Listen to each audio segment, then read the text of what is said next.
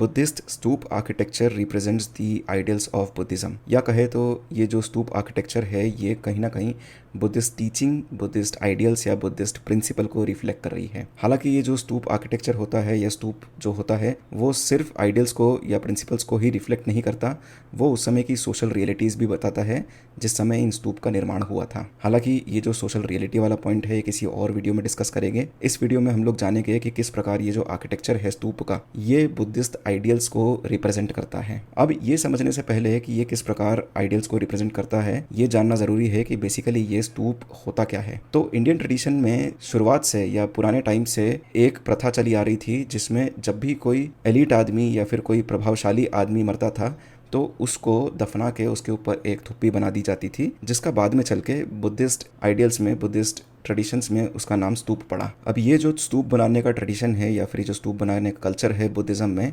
ये बुद्धिज्म में शुरुआत से नहीं था। ये बेसिकली बुद्धिज्म ने ट्राइबल कल्चर को खुद में असिमिलेट करा, तब ये स्तूप बनाने का परंपरा बुद्धिज्म में आई। ये शायद हो सकता है कि कहीं ना कहीं मेगालिथिक कल्चर से, जो कि इंडिया में एंशिएंट टाइम से अवेलेबल थे, मेनली पेनिनसुलर इंडिया में, वहाँ से भी बुद्धिज्म ने इसको इनकलकेट किया हो। अब ये जो स्तूप बनाने का ट्रेडिशन है ये बुद्धिज्म में अशोकन टाइम से ही आ गया था। हालांकि अशोकन टाइम पे ये बहुत ज़्यादा इलेबोरेटिव स्तूप नहीं बनाए जाते थे, सिर्फ मिट्टी के माउंट बनाए जाते थे। और पोस्ट मॉडर्न टाइम में या फिर पोस्ट अशोकन टाइम में ये जो स्तूप बनाने का ट्रेडिशन है ये बुद्धिज्म में अच्छे से इनकलकेट हो गया। और ये जो टाइम पीरियड है पोस्ट मॉडर्न टाइम पीरियड, ये थोड़ा उथल पुथल का टाइम है।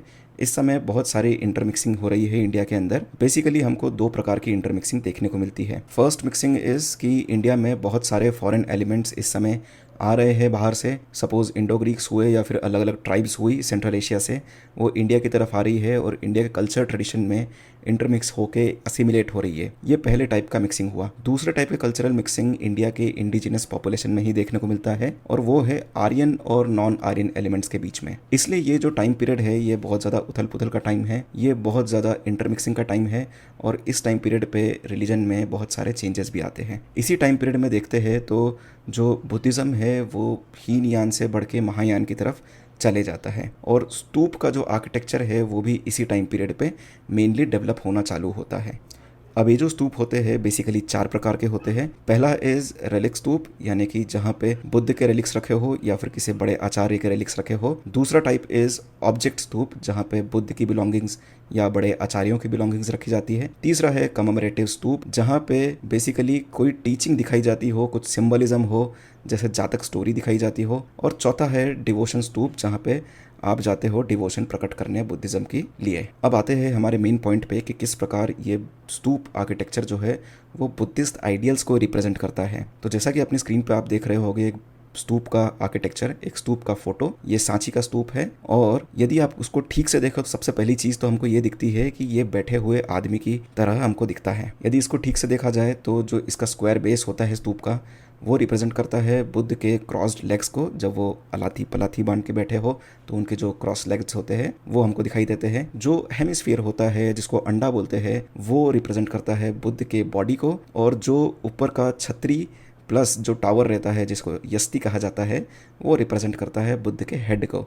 तो ये एक बेसिक सिंबॉलिज्म हुआ कि किस प्रकार जो स्तूप आर्किटेक्चर है वो बुद्ध के सिटिंग पोस्चर या मेडिटेटिंग पोस्चर को रिप्रेजेंट कर रहा है। Now coming to the ideals part की प्रिंसिपल्स को ये कैसे रिफ्लेक्ट करता है, तो हम नीचे से ऊपर वापस से चलेंगे और देखेंगे कि किस प्रकार हर एक ऑब्जेक्ट, हर एक element of this stupa represent some kind of Buddhist ideals. अब यदि फ्रंट व्यू से किसी भी बुद्धिस्ट स्तूप को देखा जाए तो उसकी तरफ बढ़ते हुए हमको सबसे पहली चीज़ जो दिखती है वो है आसपास की रेलिंग। जो स्तूप के आसपास की रेलिंग बनी हुई रहती है वो, ये रेलिंग जो है इनको वैदिक कहा जाता है। और इन रेलिंग में 4 गेट्स होते हैं 4 डायरेक्शंस में, इनको तोरण कहा जाता है। ये जो रेलिंग्स होती है इसमें अच्छी कार्विंग होती है, बहुत इंटिग्रेट कार्विंग होती है और ये रिप्रेजेंट करती है काफ़ी सारी जातक स्टोरीज को। बुद्धिज्म में इन जातक स्टोरीज को लेकर, इन जातक स्टोरीज के थ्रू काफ़ी सारे बुद्धिस्ट टीचिंग्स या आइडियल्स को सिखाया जाता है, जैसे कि बुद्ध का जन्म कैसे हुआ था या फिर बुद्ध के 4 आर्य सत्य क्या है। इन रेलिंग्स में ये टीचिंग्स के साथ साथ आपको काफ़ी सारे ट्राइबल कल्चर्स के एलिमेंट्स भी दिख जाएंगे, जैसे जानवरों की फिगराइन, यक्ष यक्षिणी की फिगराइन, एटसेट्रा। तो बेसिकली ये जो रेलिंग्स है ये आपको कहीं ना कहीं स्टोरीज के थ्रू बुद्धिस्ट आइडियल्स या टीचिंग्स को सिखाने की कोशिश करती है। अब जब आप अंदर जाने की कोशिश करोगे तो आपको पार करना रहेगा गेट्स को, जिनको तोरण द्वार कहा जाता है इन स्तूप आर्किटेक्चर में। ये तोरण बेसिकली 4 डायरेक्शन में होते हैं और इन पे भी काफ़ी सारी इंट्रिकेट कार्विंग्स होती है जो अगेन जातक स्टोरीज को तो रिप्रेजेंट करती है। साथ ही साथ ये 4 डायरेक्शन में जो 4 गेट होते हैं वो रिप्रेजेंट करता है बुद्ध के 4 लाइफ स्टेजेस को। पहला हुआ बुद्ध का बर्थ, दूसरा होता है बुद्ध का एनलाइटनमेंट यानी कि उनका निर्वाण, तीसरा होता है बुद्ध का पहला सरमन जो कि उनने सारनाथ में दिया था अपने डिसाइपल्स को, और चौथा जो तोरण होता है वो रिप्रेजेंट करता है बुद्ध के महापरिनिर्वाण को, यानी कि बुद्ध के इस साइकिल से जो कर्म का और पुनर्जन्म का साइकिल है उससे जब बुद्ध को छुटकारा मिला उस चीज़ को ये रिप्रेजेंट करता है। अब जब आप इन गेट से अंदर घुस चुके होगे तो आपको स्तूप का एक्चुअल आर्किटेक्चर दिखाई देगा। ये स्तूप अंडाकार होता है, हेमिस्फीयर के शेप में होता है, और ये बेसिकली रिप्रेजेंट करता है यूनिवर्सल नॉलेज को, या फिर जो निर्वाण के बाद नॉलेज प्राप्त होता है उसके अनलिमिटेड अनरेस्ट्रिक्टेड नेचर को ये रिप्रेजेंट करता है। यानी कि जब जिस आदमी को निर्वाण प्राप्त हो जाएगा तो उसके पास अनबिलीवेबल अनरेस्ट्रिक्टेड नॉलेज का प्रवाह आ जाएगा और उसको रियल ट्रुथ पता चल जाएगा। सेकेंडली, कई स्कॉलर्स का ये भी मानना है कि ये जो अंडा है ये रिप्रेजेंट करता है शून्यवाद को या शून्यता को, जिसकी थ्योरी नागार्जुन ने बाद में दी थी, जो कि काफ़ी हद तक ब्राह्मणिकल रिलीजन के या वेदांतिक रिलीजन के ब्रह्म के कंसेप्ट जैसा है कि जो ब्रह्म है, जो शून्यता है, वही अल्टीमेट ट्रुथ है। अब दोनों ही जो एक्सप्लेनेशन है वो कुछ हद तक सेम ही है कि ये जो अंडा है ये अल्टीमेट ट्रुथ को रिप्रेजेंट करता है, ये नॉलेज को रिप्रेजेंट करता है, भले ही वो अल्टीमेट नॉलेज के फॉर्म में हो या फिर ब्रह्म के फॉर्म में हो या शून्यता के फॉर्म में हो। अब ये अंडे के ऊपर यदि हम जाते हैं तो हमको एक स्क्वायर बेस दिखाई देता है जिसको हम हर्मिका कहते हैं। इस हर्मिका में जनरली किसी बड़े आचार्य की या बुद्ध की जो रेलिक्स है उनको रखा जाता है, उनकी बिलोंगिंग्स को रखा जाता है। ये बहुत ही सेक्रेड, हर्मिका वाला जो एरिया है बहुत ही सेक्रेड एरिया माना जाता है और कहीं ना कहीं ये यज्ञ को भी, यज्ञ के हवन कुंड को भी रिफ्लेक्ट करता है। यदि इस हर्मिका से ऊपर बढ़े तो हमको एक टावर दिखता है जिसको यस्ती कहते हैं, जो कि एक्सिस मुंडी को रिप्रेजेंट करता है। ये एक्सिस मुंडी का मतलब ये है कि ये जो पॉइंट है, स्तूप का जो ये पॉइंट है, ये कल्मिनेशन पॉइंट है बिटवीन दी बुद्ध या भगवान और पीपल।